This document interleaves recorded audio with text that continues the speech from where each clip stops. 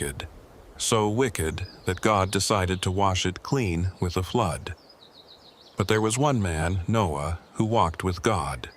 God told him to build a massive boat, big enough for his family and 2 of every kind of animal. Noah obeyed, even though it took years, even though people mocked him. Then the rains came. For 40 days and 40 nights it poured, until the whole world disappeared beneath the water. Only those inside the boat survived. Eventually, the waters went down, dry land appeared again, and Noah stepped out into a new world. God set a rainbow in the sky as his promise. Never again would he destroy the earth with a flood. Years later, God called a man named Abram out of his homeland. "Leave your country," God said, "and I will make you into a great nation. I will bless you, and through you, I will bless every family on earth." Abram obeyed and journeyed to a land called Canaan. He was old, and his wife Sarai was old too, and they had no children. But God promised him descendants as numerous as the stars. Abram believed God, and it was that faith, not his good works, that made him right before God.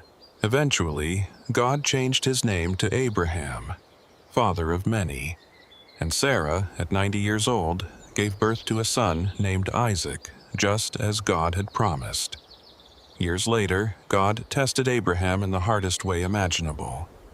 "Take your son, your only son, and offer him as a sacrifice." Abraham obeyed, walking up the mountain with his son beside him, his heart breaking with every step. But just as he raised the knife, God's voice stopped him. "Do not hurt the boy."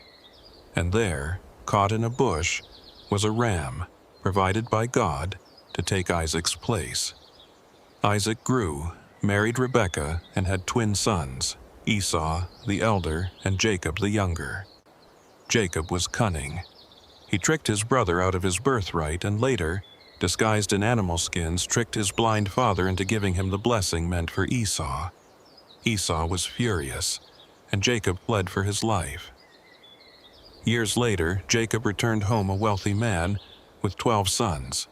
One of them, Joseph, was his father's favorite, and his older brothers hated him for it. One day, they sold Joseph into slavery and told their father a wild animal had killed him. Joseph was taken to Egypt. Though he suffered,